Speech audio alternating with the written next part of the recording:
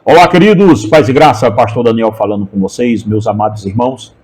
Estamos juntos aqui mais uma vez para falarmos sobre alguns temas aqui interessantes.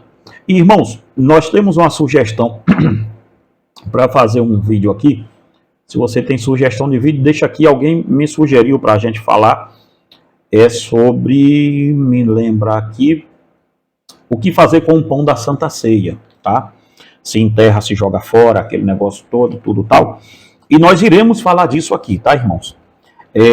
Provavelmente amanhã, na live de amanhã, eu fale sobre isso, tá? Eu cite aí o que fazer com isso daí. Vamos fazer aqui algumas dúvidas lá na live de amanhã para ficar aqui mais interessante. Se você tem alguma dúvida sobre alguma coisa relacionada, eu vou falar amanhã sobre pão da Santa Ceia, e também sobre se devemos buscar uma guia do Senhor, tal, para fazer alguma coisa, fazer algum negócio, e assim por diante. Nós vamos falar sobre isso aqui amanhã também. Se você tem mais alguma coisa aí para perguntar, fica à vontade, pergunta aí, porque amanhã a gente vai vir na live aqui falar sobre isso, tá bom?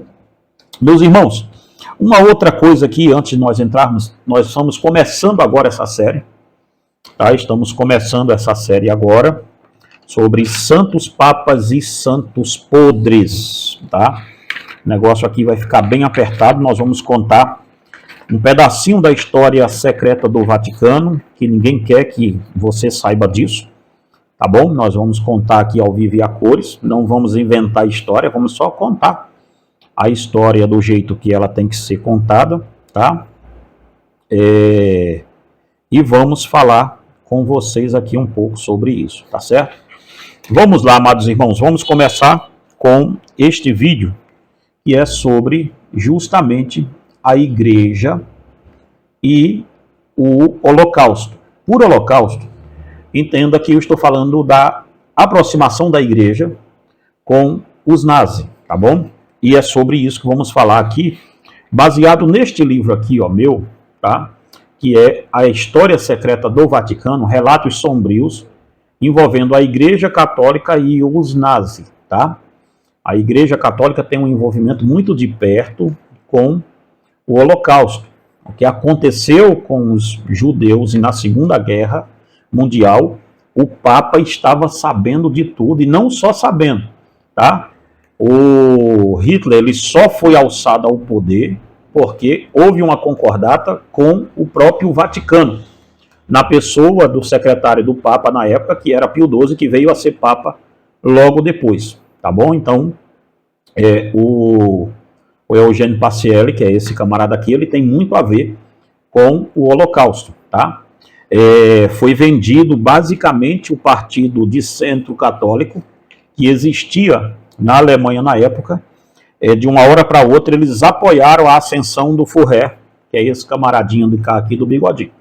Tá? Então, a história bem contada, vocês sabem o que fizeram no verão passado, e vocês sabem que não podem chegar aqui com moral de cobrar nada, absolutamente nada. Tá? A igreja romana, ela é uma igreja que tem sim sangue nas mãos, não os católicos em si, estou falando da cúria, estou falando de quem rege esse negócio, tá? Por isso o nome. Todo domingo nós vamos fazer aqui, até exaurirmos esse tema, Santos Papas e Santos Podres, tá bom? E esse livro aqui é sensacional, gente. Olha lá, a gente fala aqui nele sobre a elevação de Hitler, a gente tem aqui como a igreja ajudou no terceiro Reich. Então, olha só, tem aqui coisas aqui comprometedoras nesse livro. Se você quiser adquirir, compra ele dentro desse kit que eu vou te falar. Ó. A História Secreta do Vaticano, Satanismo Global, o Ocultismo como a Nova Religião Global. Você tem que ler esse livro aqui da Débora, esse livro é sensacional, tá bom? E tem também nele Cristo entre as Igrejas, um estudo excêntrico sobre as 7 igrejas da Ásia Menor. Esse livro aqui é fantástico demais. E você pode também, aí o nosso xodó, o Guia Seguro para o Céu, 1 e 2. Gente, eu tenho que vir aqui falar desses dois livros aqui, de Mateus capítulo 5 e Mateus capítulo 6. É uma obra, esse Mateus capítulo 5, ele é uma obra de 330 páginas, gente. É o Mateus capítulo 5, verso 330 páginas, versículo por versículo. Tá? É uma obra sensacional. Nosso Deus, é um livro, dois livros que eu amo demais mesmo. Esse outro aqui, que é o capítulo 6 de Mateus, ele tem nele, cadê? 169 páginas, olha só. 330 mais 169. Quase 500 páginas aqui, somente sobre Mateus capítulo 5 e Mateus capítulo 6. Tá bom? Então, se você quiser adquirir eles 5 aqui, ó, nesse kit, tá? Fica à vontade que a gente te manda mais 2 livros aí de presente para você também. Então, se você quiser adquirir, a hora é essa, tá? E se quiser adquirir sozinho também a História Secreta do Vaticano, fique muito à vontade para isso, tá certo, querido? Então, dito isso, vamos ao nosso vídeo aqui de hoje, tá? Vamos começar aqui contando um pouco da história do Vaticano e dos judeus que não são lá. Não é lá uma história tão boa assim, tá bom? Vamos começar isso. Veja, o antissemitismo na cúria da Igreja Romana, ele sempre foi instalado isso lá. Sempre foi vivido isso lá. Por mais que venham aqui nos dizer que isto não é bem assim, mas ao menos na história, a história que se conta e que ninguém aí os historiadores não vão querer, principalmente historiadores católicos, eles não vão querer, não irão querer contar essa história direito. E você pode vir aqui depois e me dizer assim: tá, pastor, tudo bem, mas o senhor vai contar também o antissemitismo do lado reformado? Irei fazê-lo, tá? Porque havia sim, principalmente num tempo ali de Lutero, tudo tal, um antissemitismo também instalado na Reforma Protestante, tá? Nos teólogos reformados. Então, mas eu vou tratar aqui hoje dos santos papas, tá? Veja só, para provar que o antissemitismo dentro do romanismo, ele não veja, com isso eu não estou dizendo que católicos praticantes, pessoas de boa fé, pessoas de boa índole que eu conheço, que amam judeus, tá bom? Não estou falando que católicos em síntese não gostem de judeu, não é isso que eu estou dizendo, tá? Conheço diversos católicos piedosos dentro da sua fé, que amam Israel, que amam os judeus, tá certo? Não estou falando aqui que os católicos são assim, estou falando da cúria, estou falando ali dos papas e de onde saem as ordens das coisas, tá certo? Estou falando da cúria maior. Então não leve isso aqui achando que eu estou dizendo que todos os católicos são assim, porque isso não é verdadeiro, não é assim, tá?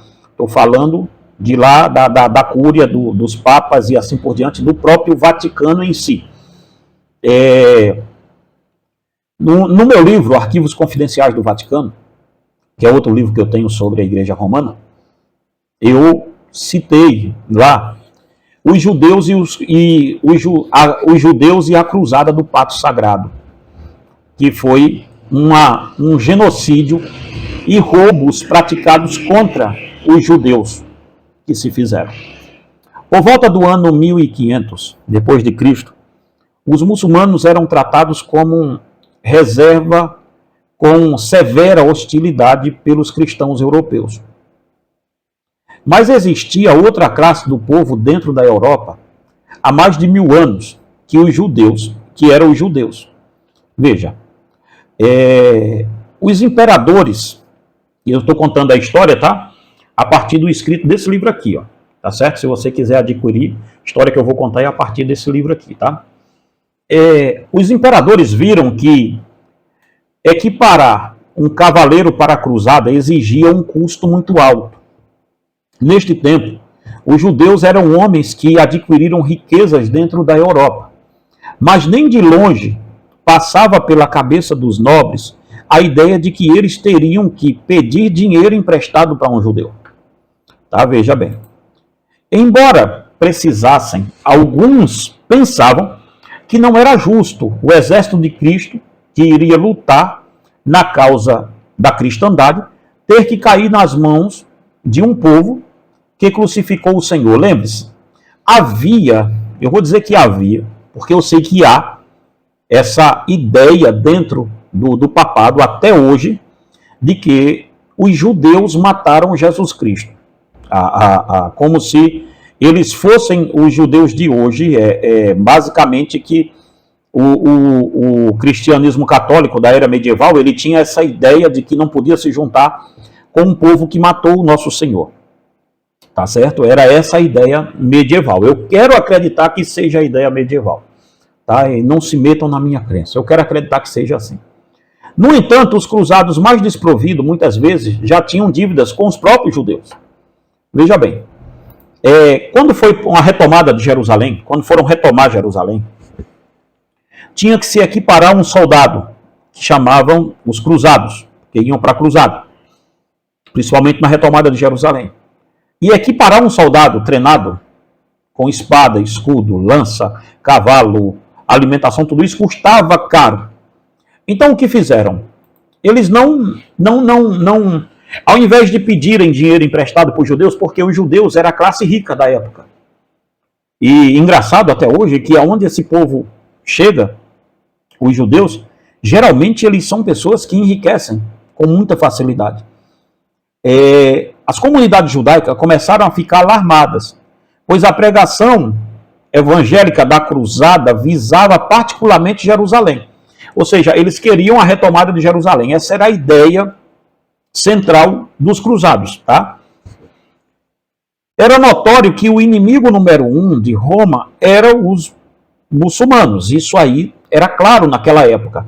Tá, gente? Estou falando da era medieval. Tá? Não seja ignorante de achar que estou falando disso dessa era agora.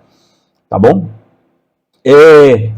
Porém, as pregações também faziam alusão ao povo que matou Cristo. Sempre tinha essa ideia na pregação naquela época. Por quê? Porque já havia uma hostilidade sendo montada para se fazer uma empreitada contra a comunidade judaica na Europa.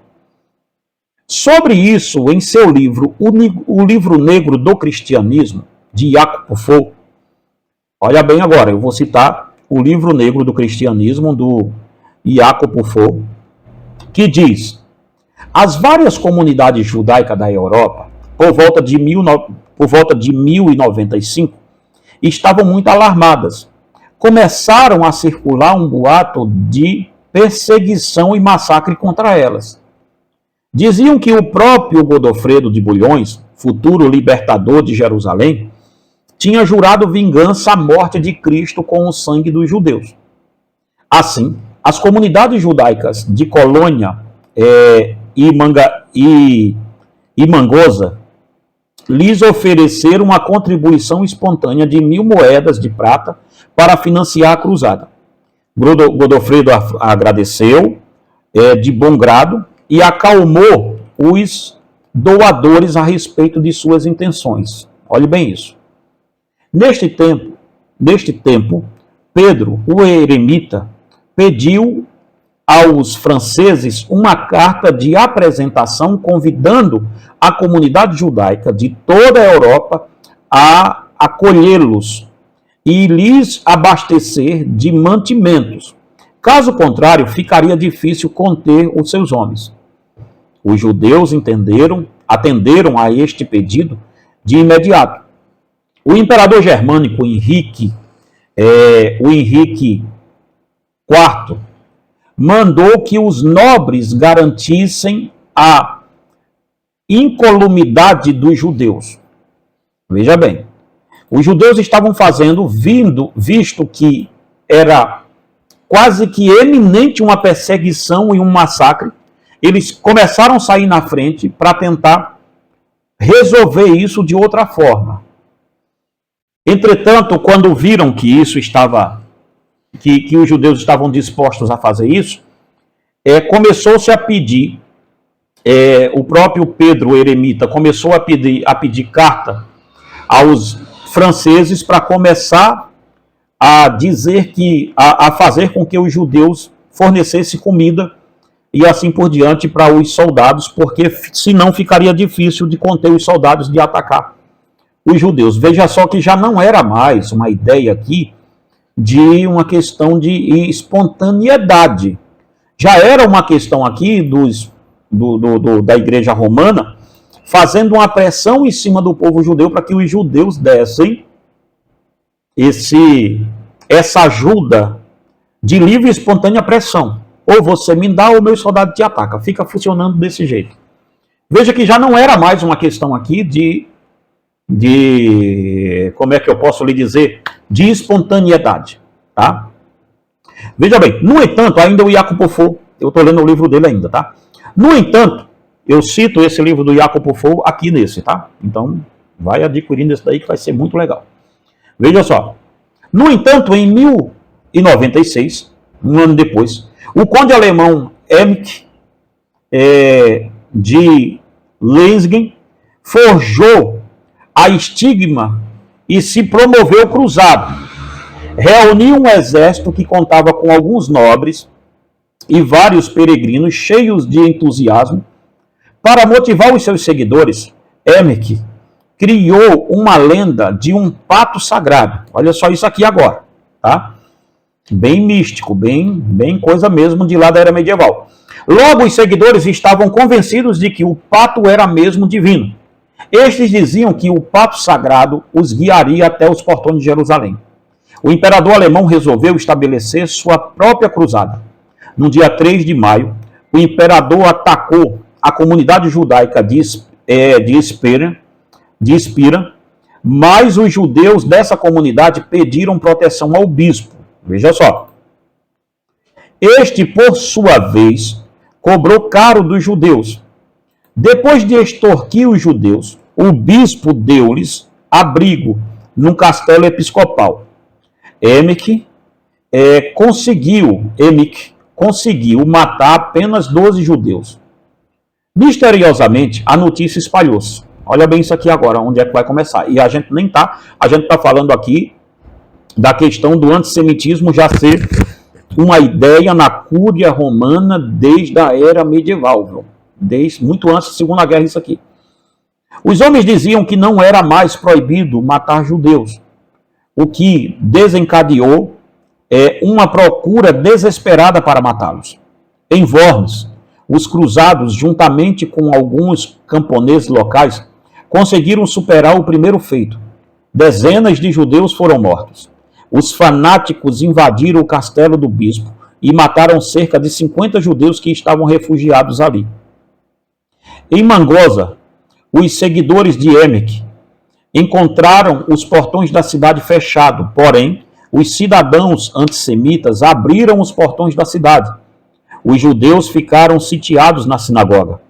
Estes enviaram uma boa doação em dinheiro ao arcebispo e ao senhor leigo local para que os protegesse e os hospedasse em seus castelos. Também pagaram ao próprio Emmerich o valor de 7 libras de ouro. Este, por sua vez, garantiu que não destruiria a cidade. Mas Emmerich, movido pelo fanatismo religioso e por sua busca de vingança, queria matar os assassinos do Senhor Jesus Cristo e invadiu o palácio episcopal, forçando assim o arcebispo Rotterdam a fugir do castelo. Veja só isso. Emmerich matou todos os judeus que se refugiavam no castelo e depois mandou atear fogo ao castelo. O judeu que quisesse sobreviver ao ataque de Emmerich tinha que se converter ao cristianismo e ser batizado pelos padres. Veja, eu estou somente lendo um pedaço do livro aqui, do meu, que eu cito essa parte do Jacopo Fo, dentro desse livro, tá? Em Mangosa, foram mortos mais de 1000 judeus. E nós estamos falando aqui, gente, do ano de 1096, tá? Não é 1946, não, tá certo? Nós estamos falando aqui de um antissemitismo muito antes da própria Segunda Guerra acontecer, tá certo? Nós não estamos falando de um antissemitismo aqui, de uma coisa que seja nova. A Igreja Romana, ela tem muito a se explicar disso. Ela tem muito a se explicar por isso. Não vem aqui os senhores estudiosos católicos me dizer que isso aqui é uma invenção, que isso aqui é uma mentira, porque isso aqui é um documento. Isso aqui é um documento. Vocês sabem da história. Vocês sabem que foi assim. Tá? E mais na frente vocês vão ver o que aconteceu quando, eu não sei se vai ser nesse vídeo só aqui, ou vamos ter que fazer uma parte 2 dessa, porque é uma série, né? Todo domingo a gente vai colocar aqui um santo podre aqui, vamos ficar nessa daqui, talvez em 2 vídeos, somente para falar do antissemitismo e do Holocausto, que a Igreja Católica estava dentro disso, tá? Estava dentro disso, não como um protagonista, mas como alguém que passava a mão para isso acontecer, tá bom? E a coisa aqui é bem mais séria do que se pensa. Então veja, Emich voltou à colônia, mas os judeus esconderam-se nas casas dos cristãos amigos. Veja bem, teve sim cristãos amigos aqui no meio que esconderam os judeus. Veja, gente, eu nunca falo aqui dos católicos simples, tá? Existem católicos e não são poucos, em sua maioria esmagadora. O catolicismo não é, os católicos não são antissemitas. Não são, isso não é uma acusação que eu estou fazendo aqui aos católicos. Isso aqui é uma história que eu estou contando da cúria católica e da loucura e do fanatismo, quando sai da cúria uma ideia de um nobre alguma coisa, o que é que pode acontecer? Veja, no entanto, Emich incendiou todas as sinagogas e matou um castelo um castelo de judeus que não quis se converter ao catolicismo. Em 2 de junho de 1096, Emich deixa a Renânia e segue sua cruzada rumo à Terra Santa. Esta cruzada ficou conhecida nas crônicas da história como a Cruzada Antissemita. O imperador alemão, ao passar nos vales de Mosel, antes mesmo da sua chegada, já promoveu pânico na forte comunidade judaica daquela região. Muitos judeus pagaram ao arcebispo para se refugiarem no seu palácio. Muitos se jogaram no rio e morreram afogados. Em 1492, aqui já é uma contada de outra história, Isabel e Fernando, reis da Espanha, conquistaram tão sonhada Granada, mas herdaram uma das maiores populações judaicas naquele lugar. Veja, agora já é Fernando, o rei Isabel e Fernando, os reis, o rei e a rainha da Espanha. Sobre 1492, eu vou citar aqui uma ex-freira que é Karen Armstrong, que ela é uma ex-freira hoje, ela é voltada mais para a questão de esquerda, tal, esse negócio todo, mas o que ela escreveu em 2001, no seu livro chamado Em Nome de Deus, página 584, Karen Armstrong diz assim: considerada a situação incontrolável, assinaram um edito de expulsão para resolver de uma vez por todas o problema dos judeus na Espanha. Cerca de 70 mil judeus se converteram ao cristianismo e permaneceram no país para padecerem nas mãos da Inquisição. Os outros 130 mil partiram para o exílio. Os judeus do mundo inteiro choraram o desaparecimento da população judaica espanhola como a maior catástrofe que abatera sobre eles desde a destruição do Templo de Jerusalém no ano 70 depois de Cristo. Veja, 2 reis católicos. Fernando, rei de Espanha, em 1492, e Isabel fizeram a maior limpeza étnica na população judaica, de uma forma que Karen Armstrong, ela diz que só se viu uma diáspora desse tamanho, porque é o que eu estou falando aqui, a primeira questão aqui da diáspora judaica na Europa, só se viu uma diáspora desse tamanho no ano 70 depois de Cristo. Que vocês sabem que foi quando o Império Romano invadiu Jerusalém, destruiu o templo, tudo tal, com Tito, o general romano, que depois que vira imperador, logo na sequência, ou vira imperador um pouco antes, mas é ele quem faz essa destruição lá. E a Karen Armstrong diz que só se viu uma diáspora desse tamanho. O nome do livro chama-se Em Nome de Deus, tá? Que eu li aqui agora. Veja só, Isabel começou a maior perseguição contra os judeus e os muçulmanos da Europa. Esta parte da história é chamada de diáspora. Veja a diáspora de forma cronológica. Veja bem, eu vou citar para vocês aqui, para vocês verem, o antissemitismo dos reis católicos em cima dos judeus. Tá? Os judeus foram expulsos da Espanha, olha lá. Viena e Linz, 1421.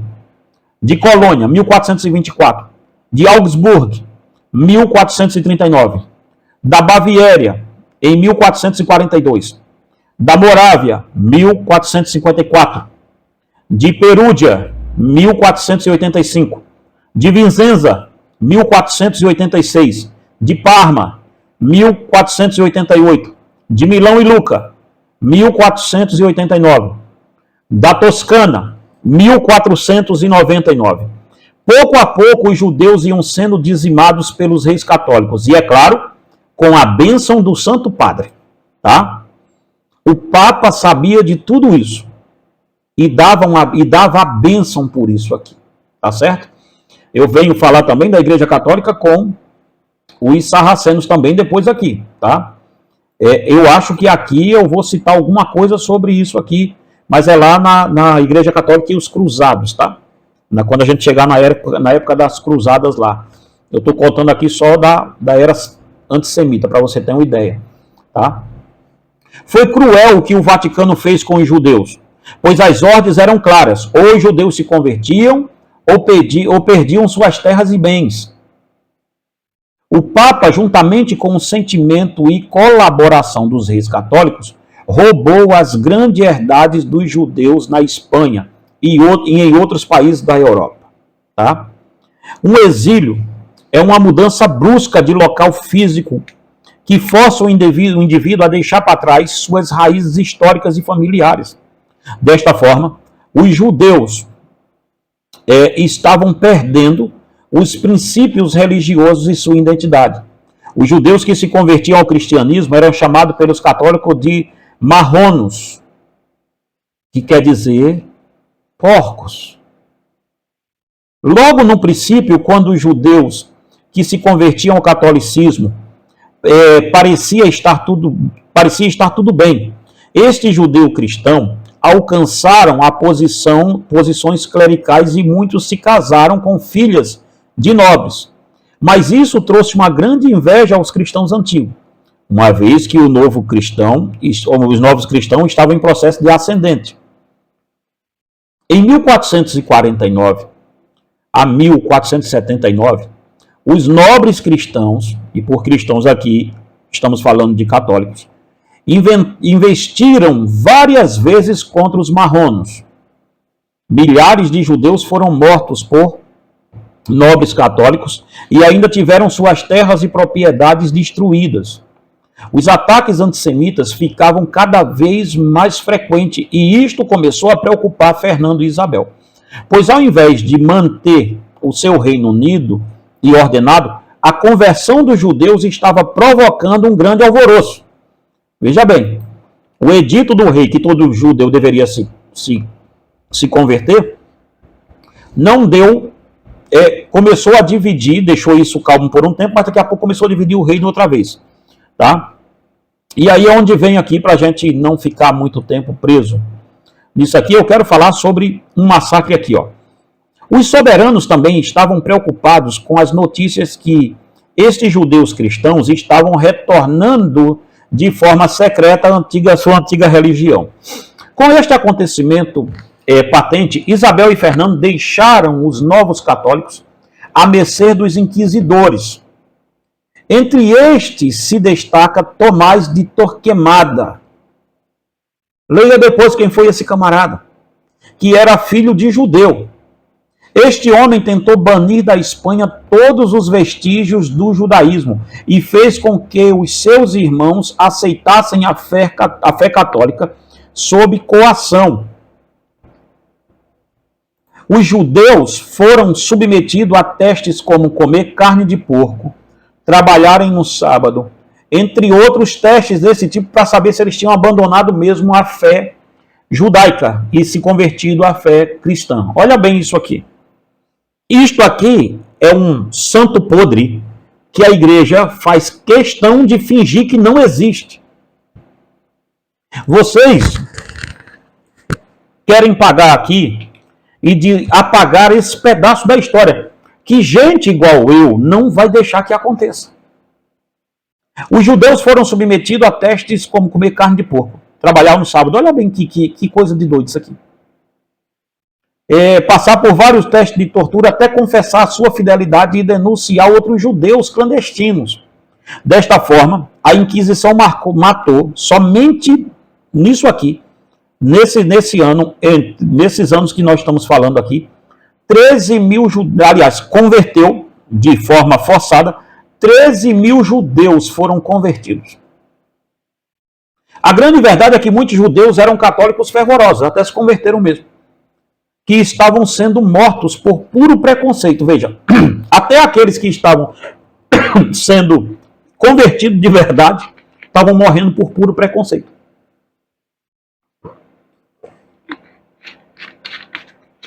Quando o indivíduo era condenado, suas propriedades eram remetidas para o Vaticano e para o príncipe do país. Desta forma, era interessante para Roma que os judeus fossem caçados e tivessem seus bens confiscados. Tá?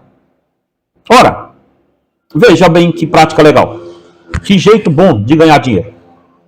Se o cara foi taxado como culpado de não se converter ao catolicismo romano, então as terras dele e os bens deles eram confiscados. Ele era preso ou morto, e um pedaço ia para o Vaticano e outro pedaço ficava com a realeza. Que negoção, gente. Agora imagina isso. Nós estamos falando dos judeus, uma das classes mais ricas da Europa. Tanto é que a maioria dos bancos até hoje está na mão dos judeus. Então veja bem isso aqui. Que negoção que fizeram aqui, hein?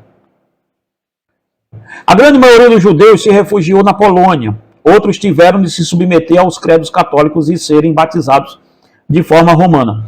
Muitos judeus importantes tornaram-se católicos fervorosos. Junto com a diáspora, o Vaticano reavivou um antigo mal que até então estava adormecido, chamado de a Santa Inquisição, que falaremos ainda nesta série aqui sobre a falsa Inquisição, sobre a Inquisição e como a Igreja Católica falsamente quer tratar isso aqui hoje. Como é que eles querem tratar isso? Tá? É uma coisa louca, como é que a igreja quer tratar de Inquisição. Eles estão negando, tem um livro aqui, eu acho que o nome do professor é Professor Aquino, tá? O camarada escreve-me um livro aqui tentando negar que a Inquisição existiu. Gente, vocês estão brincando com a cara dos outros, não é não? Vocês estão de brincadeira com isso, tá?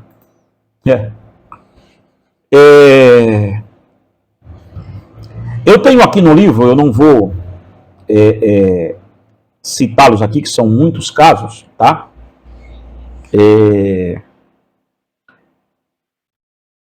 Tem casos aqui, ainda que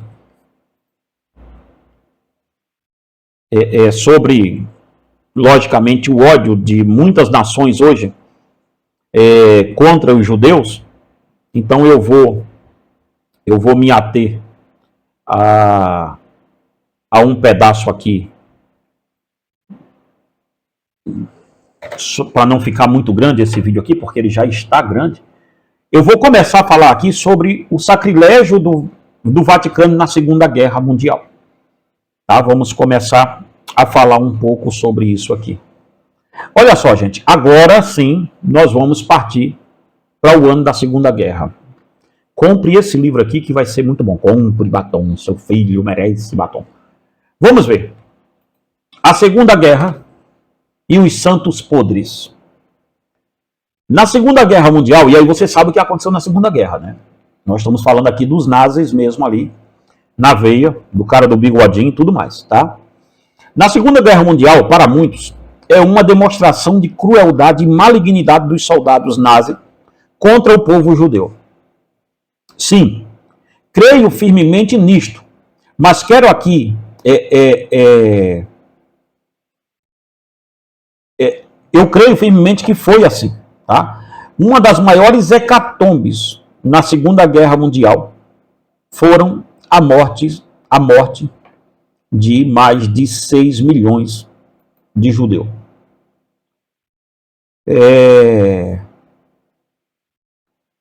De novo, vamos aqui falar, de novo não, estamos lendo esse livro aqui, tá? Vale ressaltar para você. Vamos ver aqui. A elevação de Hitler, é do Bigodinho, tá? Eu não gosto de falar muito esse nome, porque esse cara representa tudo que é maligno no meu ponto de vista. Eu vou falar, quando eu falar de Hitler a partir de agora, é o Bigodinho, tá? Veja lá, o Vaticano estava novamente em evidência. A elevação do Bigodinho rachado, do Adolf, vamos falar assim, tá? O Adolf, aí você vai entender que é Adolf Hitler, tá? O Vaticano estava novamente em evidência na Europa, pois um soldado de Cristo tinha ascendido das cinzas. Adolf estava em total harmonia com o Vaticano. Prova disto é que quando o Hitler completa 50 anos, no seu aniversário de 50 anos, milhares de missas foram realizadas em seu favor em todas as igrejas da Alemanha, implorando a proteção de Deus para a vida do Führer. O bispo de Mainz, Mongúcia, ordenou que todos os fiéis de sua diocese rezassem especificamente pelo Führer, o chanceler, o inspirador e protetor do Reich, ou do Reich. O Papa também mandou suas felicitações para o Führer. Sobre isso, David Hunt diz, veja o que David Hunt vai dizer. De forma quase unânime, a imprensa católica de toda a Alemanha declarou que o escape ao atentado contra a sua vida, falando do Adolf. Veja, de forma unânime, a imprensa católica de toda a Alemanha declarou, estou lendo o livro de David Hunt, tá? Que chama-se A Mulher Montada na Besta, parte 1.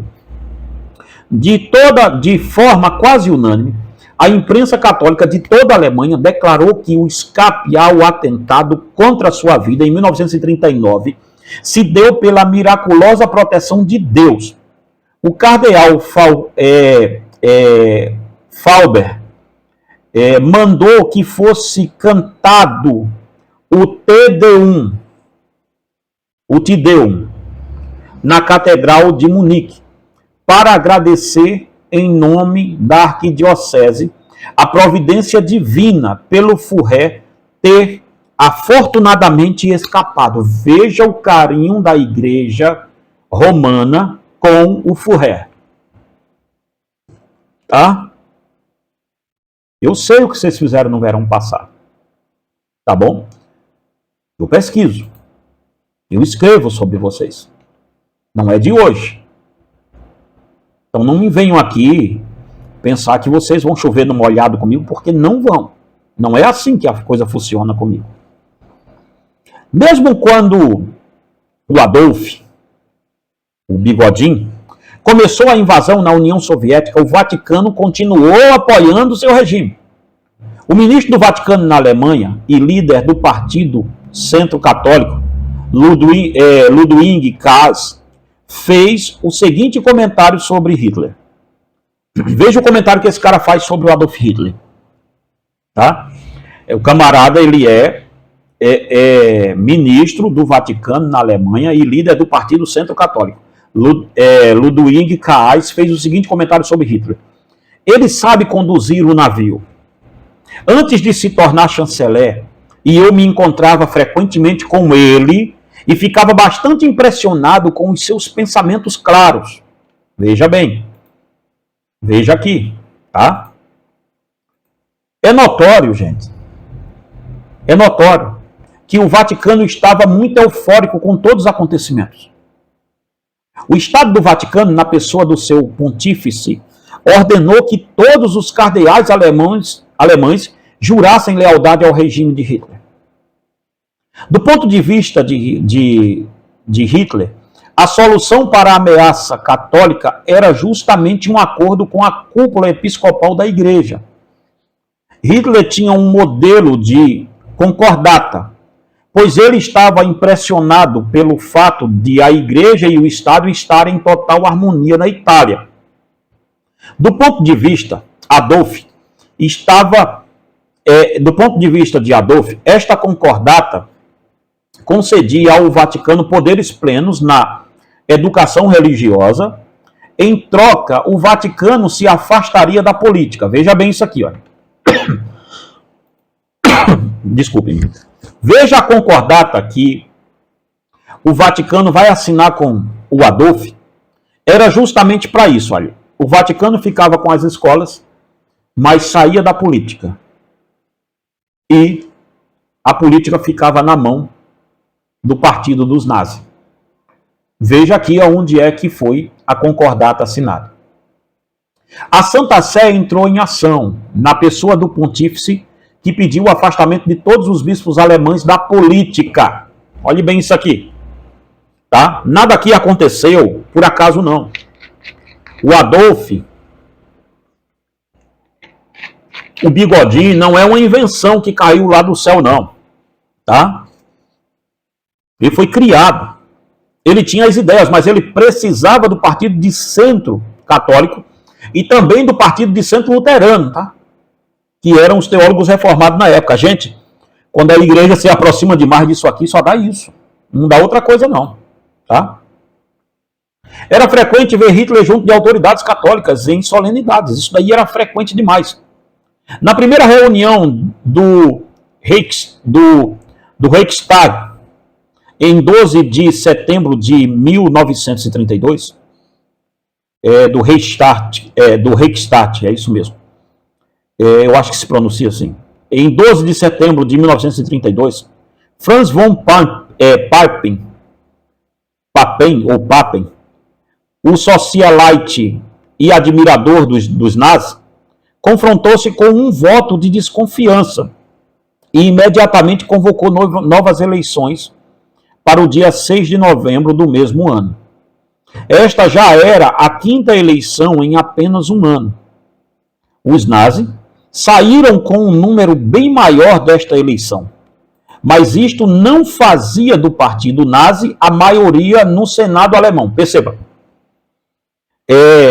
Tentaram colocar o máximo de nazi que eles conseguissem na política. Só que mesmo depois de se convocar tantas eleições, foram 6 no mesmo ano, o partido aumentou de forma grande, mas não era majoritário ainda. Precisava-se de um acordo para esse partido ser majoritário e fazer o que fizesse. Sobre isso, John Colville diz, esse camarada aqui, ele é muito importante, que ele vai escrever um livro, o John Colville, chamado A História Secreta, deixa eu ver aqui, o Papa de Hitler, tá? Falando sobre Pio XII. É ele quem escreve esse livro. Ele escreve assim, John Colville. Portanto, até março de 1933, estou lendo o livro dele, tá? O catolicismo, que eu cito aqui também, tá? Que eu cito nesse livro meu aqui, ó.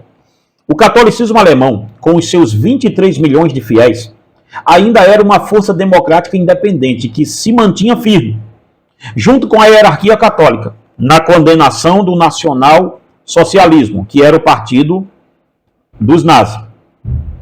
Hitler não se sentia disposto a uma confrontação com os bispos. Não obstante, era preciso fazer alguma coisa para neutralizá-los. Foi neste ponto que a ambição de Pacelli para a concordata do Reich vieram ajudar o Adolf. Até então, nenhum governo tinha aceitado as imposições do Vaticano, mas Hitler era um homem certo para aceitar tal concordata. O fato é que Hitler já contava com 230 deputados e muitos católicos ao seu lado.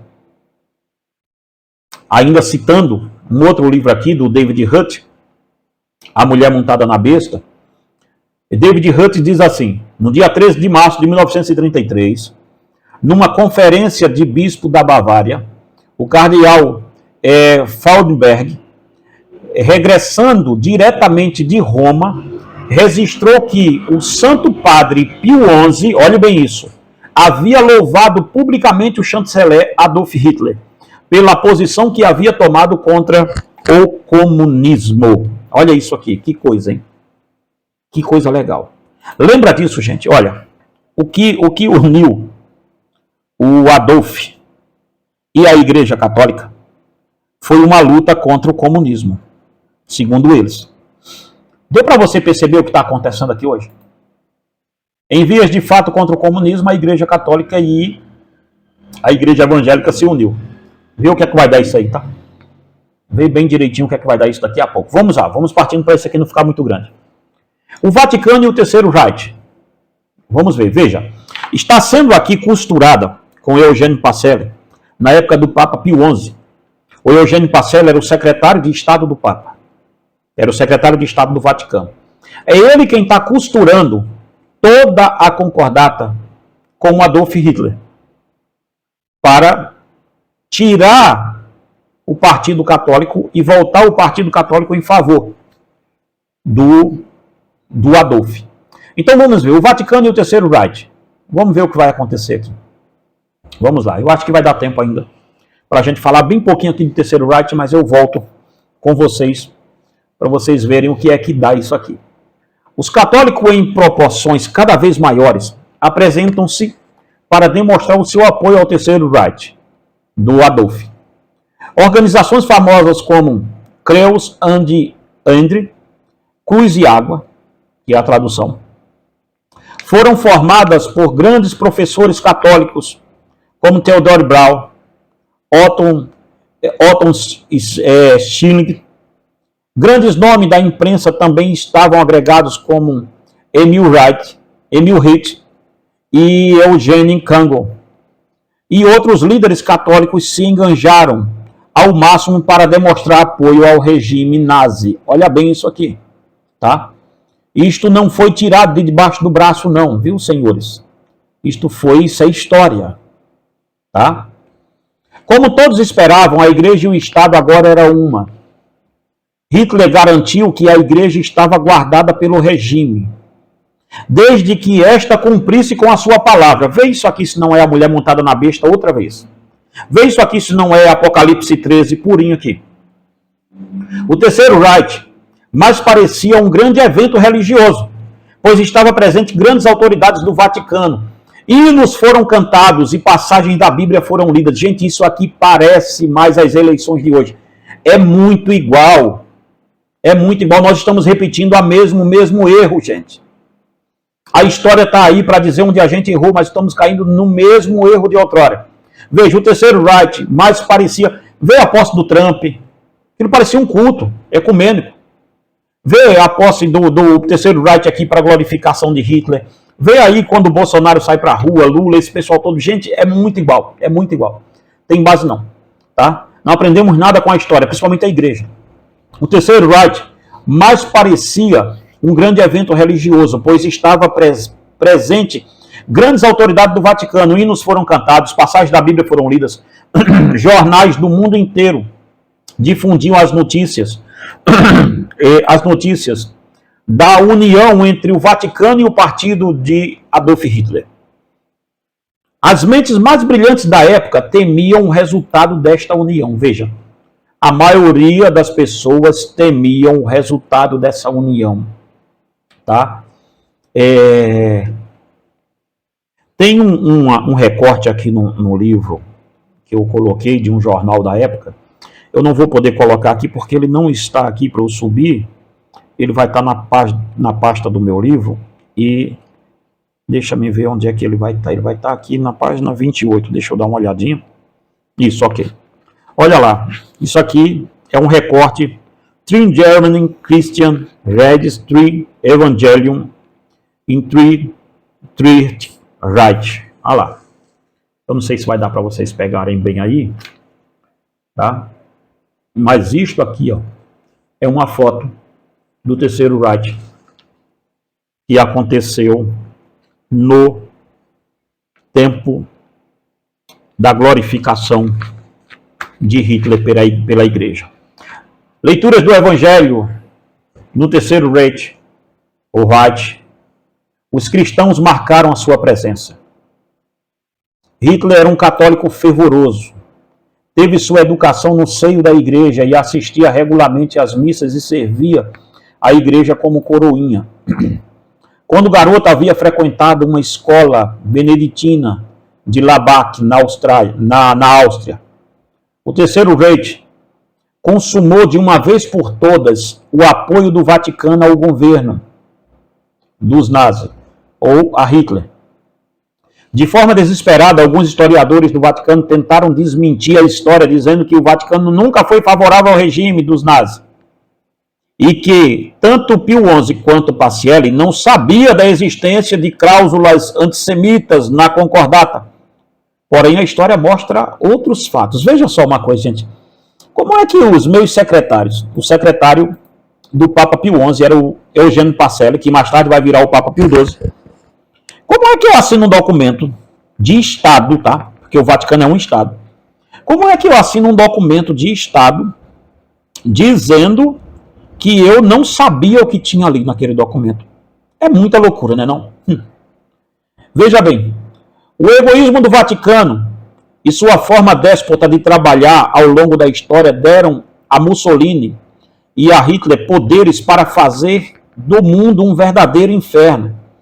Milhões foram mortos na Segunda Grande Guerra, assim como na Primeira Guerra Mundial. A Segunda também nasceu de uma concordata papal com líderes de Estado. O sonho do Vaticano é sempre o mesmo: dominar o mundo por meio da religião. Este é um grande sonho, tá? Da igreja. E aí dentro do livro aqui você vai ver, nas páginas que tem fotos aqui, nessa página 31 aqui, por exemplo, nós mostramos aqui fotos de autoridades católicas saudando os nazis de forma aqui bem colocada lá, na página aqui também 33, Luiz de Caais, braço direito de Pacelli, demonstrando sua hospitalidade a Adolf Hitler. Tá? Então, é um livro muito documentado, gente. Eu não vou poder dar o estudo todo a vocês aqui agora, porque senão a live vai ficar muito grande. Eu não gosto mesmo de live muito grande, eu não gosto mesmo. Ludwig Caais, braço direito de Pacelli, demonstra sua hospitalidade a Hitler. E o Vaticano tem a audácia de afirmar que excomungou os nazis, quando na verdade o Vaticano sempre apoiou o sistema de Adolf Hitler. No próximo vídeo nós vamos falar ainda sobre os nazis, tá? Eu vou falar com vocês sobre a coroação de Eugênio Pacelli como um papa, e também aí nós vamos entrar aqui sobre o Papa Pio XII e os termos sombrios da concordata que o Vaticano assinou com os nazis, entregando assim milhares de pessoas, milhares de judeus e de outras pessoas de outras etnias ou de outras religiões na mão dos nazis. E documentos e mais documentos aqui nós temos para mostrar isso. Citações de outros livros aqui também, porque eu não sou bobo de fazer história e não citar os historiadores, tá?